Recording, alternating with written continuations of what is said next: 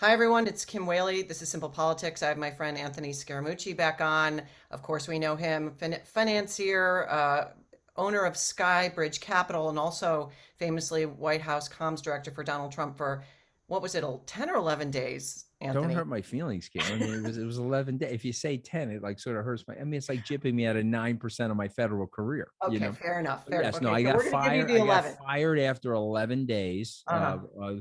as a result of a controversy between me, Steve Bannon, and Reince Priebus. But I think history will reflect well on the fact that I was able to get the lunatic Steve Bannon out of the White House right alongside of me. And Okay, so well, there's a book, and that was you. You're taking credit for that, huh? no, 100%, because I showed Trump what Bannon was doing to him. And so he was targeted to be fired. Unfortunately, I got fired on the same day that Steve did. But Steve was like such a baby that he begged General Kelly to stay till the 14th of August. Okay. He didn't want to go out the front door with me. But that's fine, That's and fine. I'll just tell you this: I just want you to imagine the lunatic Steve Bannon working alongside of Donald Trump during a global pandemic. That would have been catastrophic for the U.S. and the world. So, anyway, yeah, no, Or that less is. I catastrophic, am, or more I am, t- catastrophic? I am taking credit, more catastrophic because Steve actually is a well-read guy, and he's intellectually curious, and he's malevolent, and so he understands how to move Trump around on the chessboard. You see what I mean? So yes, no, it would have been way worse. But I am taking credit for it because I showed Trump what Bannon was doing to him in terms of how he was leaking on Trump and trying to show people that Trump was his hand puppet and all this other stuff. And obviously, there was a book called The Devil's Bargain that Steve contributed to. But anyway, just a Well, segue. that's good. Well, thank you Just a from segue. America. Just thought I would bring you some insight. I mean, I got blown out, but it was as my suicide vest was going off, Kim, I reached for Bannon and blew him out the front door alongside of me. All right. Well, I'm going to start with that then, Anthony. Are they Okay. coming back in 2024?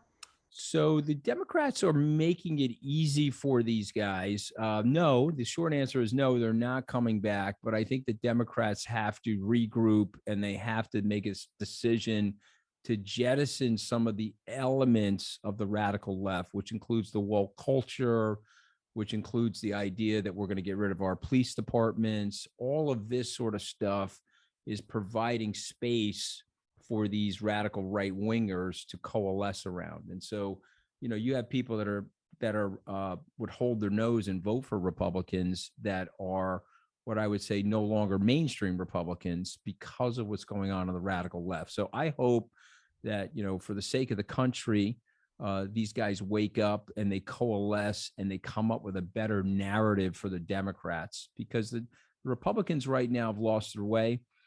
They've decided that they are no longer champions of liberty and democracy. They've decided that they're champions of sort of this like white, ethnocentric, white nationalist strategy. And the country doesn't want that either. This is a beautiful country. If you were an entrepreneur as a politician, and let's say you were a Republican, you would want to come up with fresher ideas, and you would want the ideas to look like and be receptive to the beautiful, colorful mosaic of the American people. The Republicans have decided they don't want to do that. They want to placate to aging white voters that are buying catheters and walkers from Fox News commercial interruptions. And so I think that's a big mistake. But that's me. And I'm going to continue to speak out about it. And if Trump is running again, which there's a lot of predictions that he's going to run, I predict that he will not. I'll explain why if you want me to. But if he's running again, we have to all get back out there and we have to go after him because if he wins, he will singularly be the greatest threat to the American democracy since the Civil War. So I want one thing I enjoy among many things about talking to you is you have a JD from Harvard, so you know about the law, you know about finance, you know about communications, you know about politics. But I want to talk about what you just said and corporate America, right? Does corporate America understand that democracy is hanging on by a thread? And do they care? I've talked to others who have more Starting, expertise in this, and they say they don't care. They'll figure out a way to just deal with oligarchy or authoritarianism. They'll just adjust their models because I often wonder where if those that kind of money and that kind of influence went to saving democracy, maybe there would be a shift because voting is not going to, doesn't seem like that's going to save us, and the Supreme Court's not going to save us. So, I mean, it's amazing. It's an amazing question. And so I want to try to answer it as thoughtfully as possible. And I'll say three things and provide some historical context. Fascism, corporations, okay, unfortunately like fascism. If you go back to Mussolini or Hitler or other fascists, large scale corporations and businesses did very well for a period of time. But then what happens, of course, is fascism moves into more malevolent autocracy. And then what happens in an autocracy, you get tremendous amount of corruption and a very thin layer of people at the top do very well and everyone else does poorly. And so the truism from Churchill that democracy is the worst form of government until you examine all the other forms of government is absolutely true. And so short term, these people would look at it and say, hey, it's not that big of a deal. If there's autocracy or authoritarianism, the regulations are favorable to me and the business direction is favorable to me. I obviously think that that's a mistake. So the Business Roundtable, which is a fairly influential group of people in Washington, probably represents the Fortune 500, if you will. I think they're coming around to the notion that this is a huge problem and they need to figure out ways to promote the democracy. You may remember when Brian Kemp signed that legislation in Georgia, Major League Baseball left. They moved the All-Star game to Denver. Coca-Cola spoke out about it, Home Depot, sort of corporations that were based in Georgia. So I'm a little more optimistic on this. I actually think the corporations are like, okay, wait a minute, we don't want to ruin this system that has worked so successfully for 245 years. But I think your friend is right. There's a lot of apathy out there because people absolutely hate the politics. These two political parties have done a great job of screening out the moderates, that sort of fat part of the bell curve in the middle of just normal people that don't care about left leaning strategies or right leaning strategies, but they really want what's right or wrong for America. And so, my question is, will there be a transformative political leader that rises, that is a post partisan leader? It'll have to be somebody that can hijack one of the parties, because you're not going to get there. These guys, after Ross Perot, they sort of, blocked everybody from creating a third party, all this sort of legislation and legal morass to create the third party. So the politician, he or she, is going to have to hijack one of the parties and then transform that party and the country by getting into the middle and appealing to those people that I'm describing. That's going to be very, very hard to do because, these parties are designed, frankly, to just stay in power. Look at what they do with the gerrymandering. Let me ask this rhetorical question: are we in a real democracy if the candidates themselves can pick the voters? I thought we were supposed to be in a situation where the voters pick the candidates, but the candidates pick the voters. So we have a lot of different things that we have to reform. But I'm an optimist. I think we will get there because there's enough people very frustrated right now. We're getting to that tipping point of frustration. I was recently having coffee with Chris Matthews from Hardball. You might remember him, I and know he's Chris been well. Yeah, calling I've been to. on a show. Yep. Yeah. So he said he thinks the two key issues for the fall for November are going to be inflation and immigration for the Republicans. That's what they're going to run on to take over the House and the Senate. Um, the you might have heard, Biden's approval ratings are abysmal. They're Yes. now 38%. And 47% of people surveyed thinks the economy is doing poorly.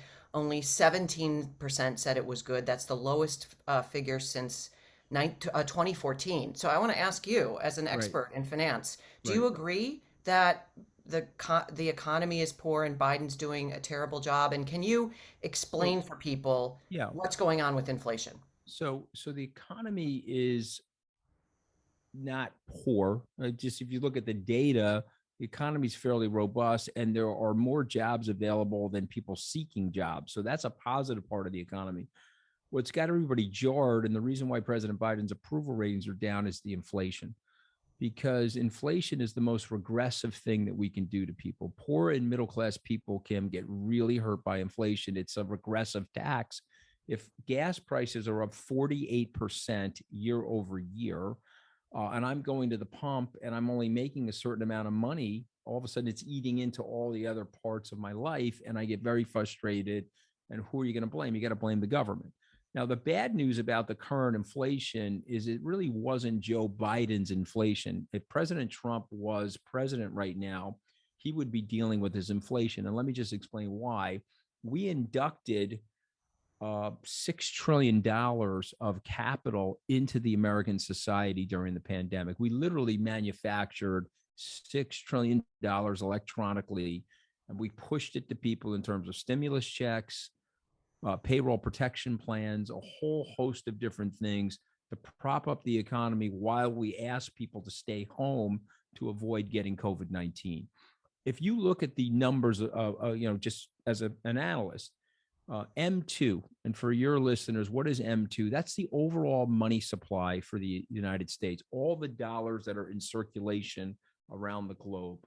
Well, since April 1st of 2020, we increased that volume, that dollar volume, by 42%. So I just want everybody to take a step back and think about that. At the same time that we did that, the supply chain got disrupted by COVID. You're shutting down factories in China. You tell people they got to go home, then they tell them to come back. It takes a while to get the factory up and running. And so we have a supply chain disruption, which means we have a less goods and services in the economy, but more money has been put into the economy. Of course, you're going to have inflation. And so if President Trump was there, we do this to our politicians. We take situations, Kim, and we personalize them. So this is a cyclical situation born from policy and COVID-19 that we're going to personalize onto Joe Biden. Where I think the president is not doing well. Again, I just want to be fair. I did support him and I voted for him because I believe in the democracy over everything else. And I knew Trump was such an existential threat to the democracy. But where the president's not doing well, he's not responding in the way a practical person would respond. He's got this left that he's dealing with. You would open up the oil and gas contracts in this situation. You would allow for the Keystone Pipeline to exist. Even if you said to me, well, that oil is not even going to get to the US, it's coming down from Canada, it's going out of the Gulf of Mexico.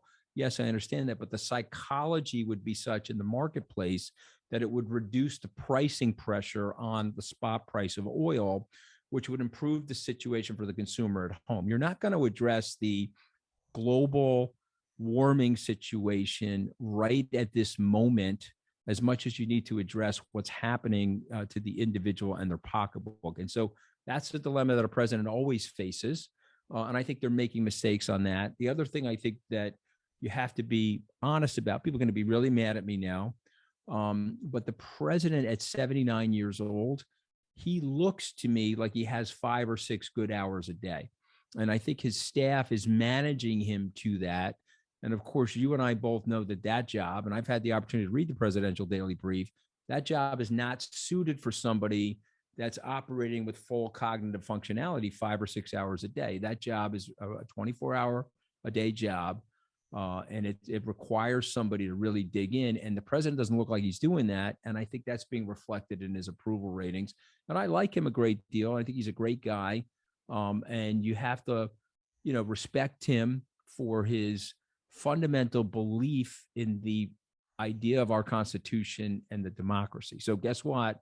Even if he's 82 years old, if he's running against Donald Trump in 2024, I'm voting for the guy. But So how many I hours think of those are real cognitive, issues. how many hours of full cognitive capacity did Donald Trump bring to the job in your? So Donald Trump was different than Joe Biden. Donald Trump had no interest in the job. He had the intellectual curiosity of a small flying gnat. I mean, that's just the truth. So he wouldn't read the briefs. He wouldn't like to be briefed. Okay, but here's what Donald Trump did. He had a lot of common sense on certain policies, and he did allow people to push those policies. Now, where was he reckless? He was reckless in foreign policy. He was a Putin appeaser. Maybe he's even on the take from Putin. I like to tell people, hey, if the window's open and you hear clippity clop, it's a horse. It's not a zebra. If the guy's never once said one bad thing about Vladimir Putin, you got to ask yourself, what the hell is he talking about? Because I've read those intelligence briefings.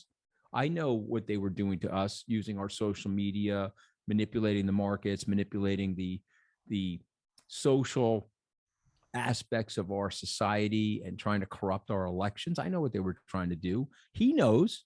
So then why would he do what he did in Helsinki? Why would he act the way he acted? So, but here's the difference. Donald Trump has energy at age 75, and Donald Trump is projecting something different from Joe Biden. And listen, you like this or not, Teddy Roosevelt said this 100 years ago, it's a bully pulpit. Ultimately, the job of the American president has an element of PR to it. You have to project something from that job. And President Biden is not doing that right now. And I also think he's tangling with forces inside his administration, particularly on domestic policy, that is not, it's not common sense. You know, there's no business leader that can honestly look at some of the decisions that they're making and saying, okay, that's good for the society, you know, and it just isn't. So it's policy then and messaging. If you were you mentioned at the top of the And show that vitality, and policy, vitality. messaging, and vitality. And you gotta figure that out, guys, because if you don't figure that out, you're going to lose you're going to get destroyed in the midterms. You know, forget about lose the midterms. You know, Obama lost the midterms, Trump lost the midterms, Clinton lost the midterms. Only George W. Bush in the last 20 years won the midterms, and that's because we were in a war. So presidents typically lose the midterms. You just don't want them to get completely destroyed in the midterms, and they're heading for that. They have to reverse course on some of the things they're doing to So avoid that. let's put you in the White House, on Monday morning. What's your message to them? Because I don't know that people understand once November, if that happens, and these numbers, as you indicate, it's going to be Mhm. 24/7 Hunter Biden investigations by Yeah. if McCarthy is Yeah. Yeah, speaker, of course. and Yeah. Well, um, McCarthy's not going to be the speaker because McCarthy has too much baggage in his personal life, and he has too much baggage, and he has too many political adversaries. So I don't see McCarthy as a speaker. He sees himself as a speaker. Let's see what happens, but I'll predict the same way that he went down last time, if you recall. He was heading for speaker. He got derailed. Paul Ryan became the speaker. I don't see McCarthy as a speaker. And also, McCarthy's a type of politician, and I knew him well, and I was a donor of his, that has completely lost the plot. He's become a principle-less weather vane. You know, we need guideposts in our politicians. We need people that have anchors and principles. And McCarthy's weather, you know, he tells people that Hillary Clinton's a weather vane. This guy's a weather vane in a hurricane. You know, so I don't see this guy making it to the speakership, but let's see what happens. If he does, that'll be catastrophic because they'll do all of this kangaroo court like things. well, Jim They may Jordan even, wants to be, yeah, they, House yeah, of course. Judiciary Committee, They and may even move to impeach the president, exactly. and they'll do all this sort of stupid stuff. You know, even though there's no grounds for that, they'll try to do that. And it'll just be another major distraction for a very frustrated group of people known as the American citizens. You know, the American citizens want results, and they want the policies that are best for the country. They don't like this kangaroo court nonsense. And so, but here's the problem: they're not voting. 50% of the Americans are not voting, and so they're sitting there with great frustration. And not to say something so cynical, but I did get my 11-day PhD on how these people operate. They like that. They don't want you to vote because the less people that are voting, the more control they have. You know, if you really wanted to fix the country and shock the system, do what the Australians did: have mandatory voting. You know, Right. I have a mean, pet. as you know, I've written a book on that. I agree. So Yes, again, yes. Anthony, No, I'm how bringing do it up you because I remember the book, and you know, and I know you would get the big fat moderates in the middle forced into the system. These are marketing competitions, Kim. You right? So know that, that's what I right? want to know They'd from have you. to. They'd How do you have to. market this? I'm gonna put you in charge of the Democrats for If the so, next 5 minutes, because look. then I'm If losing you you. put me in charge of the Democrats, first of all, they would freak, and you know they would try to disfigure me like they were doing like in 2017. And I mean, I think they were calling me like Tony Soprano on the Hudson or the Potomac or whatever the hell it was. What I would do, three things. First thing is, who's ever their domestic policy advisor has to go. I think it's Susan Rice has to go. You're not handling this right. Okay, so we would replace the domestic policy advisor with somebody that's more centrist. I would pick two or three things that are Republican things that are probably unsavory to the hard left, but are probably acceptable to centrist Democrats. Excuse me. And I would do those things. Why would I do those things? Because I think it would blunt some of the arguments that the Republicans are going to have coming into the midterms. Those things would probably be related to energy and energy pricing vis-a-vis what goes on with global warming. And then the third thing, and the most important thing, is I would get, if Joe Biden has 5 or 6 hours a day where he's on his game, I would figure out what hours of the day that they are, and I would put him in positions where he looks like he is moving and he's providing energy and he's providing ideas to the Democratic Party. And so those are the three things I would do. But they got to get rid of Susan Rice because she's mishandling the domestic policy. And I like Susan. She's been to my SALT conference. Ambassador Rice is a very smart person, but this lurch to the left is really hurting the Democrats, and it's creating a setup that could actually ruin the democracy, because you got lunatics on the right now. Lunatics on. You don't have, Mitt Romney is not going to be the I would like him to be, but he's not going to be the presidential candidate selected by the Republicans in 2024. And why do you think, before we go, why do you think it's not going to be Donald Trump? Donald Trump has three things going for him, and he's got three things going against him, and those three things will outweigh the things that aren't going for him. What does he have going for him? He can raise prodigious amounts of money. He's doing fundraisers at Mar-a-Lago, $1 million a clip for couples. He's raising prodigious amounts of money. Number two, his game has gotten better. Go listen to him. Go to Newsmax and listen to one of his rallies. He is weirdly more articulate about the anti-woke stuff than ever before. Okay. And the third thing is that he's resting.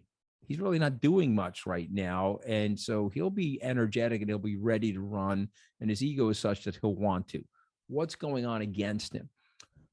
He has the thinnest ego, and he's the most insecure person that I've ever met at his level, intellectually and otherwise. That's why he steamrolls all of his people. He's smarter than the generals. He's smarter than the epidemiologists. He fires anybody that's articulate or can have a way about them. He's going for Mehmet Oz versus David McCormick for all of these different reasons. He's a very, very insecure guy, and he doesn't want to be a two-time loser of the presidency. He's already Herbert Hoover. He's lost the presidency, the House, and the Congress. He doesn't want to be a two-time loser. Number two going against him is his poll numbers are actually down. I still get these numbers, and they're not great numbers for him. He's probably at 30% of the Republicans. That's approximately 9% of the overall population, because the Republicans are only roughly 30% of the registrants. And the last thing, and this is the most important thing, there are several gigantic legal things that are going on in the background. The January 6th Commission, the stuff going on at the state. Forget about the Manhattan DA. Let's talk about the state. You have something going on at the U.S. District Attorney, the U.S. Attorney's Office. And I think there's going to be a package of things that are presented to him in the following way. If you're running, we're going to prosecute you. And if you're not running, we're probably not going to prosecute you because you're an American president, and we don't want to turn ourselves into a banana republic, and we don't want to be jailing our political adversaries, but you're a super bad guy, and we caught you red-handed on all these things. And my bet is Trump will take those three things and he'll say, you know what? I'm making a lot of money off this. I'm a kingmaker in this party. I don't need to run at age 78 for the American presidency. So let's see what happens. But if I'm right, I think he pulls out at the last minute because being a two-time loser, very likely that he will be. He's a very polarizing, incredibly hated guy. I think it would be really bad for him. I don't think he could survive it. Last question. What are the woke left issues the Democrats have to dump? Well, there's so many of them. I don't even know where to start. I mean, first of all, you have an energy crisis going on, and you have an inflation crisis. So take a pause on all the stuff that you're doing. You're canceling the opportunity to be independent from an energy perspective, but then you're calling up the Saudis and asking them, and you're calling the Venezuelans and asking them for their oil. So remember, we live on the same planet. So they're producing the oil. Well, we're going to produce the oil. If we produce the oil, we're going to have more control over it. So calm down on that nonsense. Number two, the defunding of the police, where you've got every major, Walgreens, CVS, everything's locked up now, and people are running into the stores stealing the stuff. What are you guys doing? You can't do that. You can't live in a lawless society. Moreover, it's only 3 or 4 thousand people. Ask Bill Bratton. When they locked up 3 or 4 thousand people in the early 90s, the entire city got safe. Okay. And then the prosperity happens and the flywheel of prosperity happens. So I get it. You stand for anti-racism and you stand for woke values, but you have bad actors that are black, white, yellow, and green. Okay. You just do. They have to go to jail. Okay. So it's just a right and wrong. You put those people in jail, they won't be terrorizing the other millions of people that are hardworking and honest. So you got to cut the nonsense with that stuff. Okay. And then the third thing, people are not going to like this. Okay. So I'm very pissed at me. The third thing is there are men and women in a society. Okay. Yes. Are there people that are ambivalent about their sexuality? And should we accept them? Yes, we should. But we shouldn't make that the uber alles thing of our policies. Everybody calm down. Let's accept everybody. You have lower middle class people, black, white, brown people that are struggling. They were once economically aspirational. They've become economically desperational. Why don't we work on fixing that and closing the wealth gap and figuring out ways to do that without breaking up the society over stupid cultural nonsense? Well, I've taken you over your time. I want to That's thank okay. But I you, mean, I'm Anthony. probably in trouble now with everybody, which is fine. I don't really care But anymore. I enjoy your common sense, and I enjoy the I'm going to get in trouble part, and get in trouble for a good reason, right? I That's mean, what it's I say fine. when I I get mean, in but trouble. like if they adopted your strategy, you would knock out. By the way, what's up with these 80-year-old people? Okay, all right, you guys suck. Okay, can you get off Well, the stage, please? you have kids. What do I you, have kids too, and what do you, they what do you, just they're disgusted with what are the you whole thing. doing? They're Okay, like, look, I know, yes, you want to cling to power. Okay, come on, get off the stage. You've yeah. actually failed the country. You racked up $24 trillion of debt in 14 years. Get off the stage. Let's see if we can find smart, young, common sense people to solve these problems. Yeah, with some integrity, right? And when we Amen. forget about that part. But anyways, this is Simple Politics. I'm Kim Whaley. Thank you again, Good to Anthony. It's be here. been Thank always you. such a pleasure to talk to you.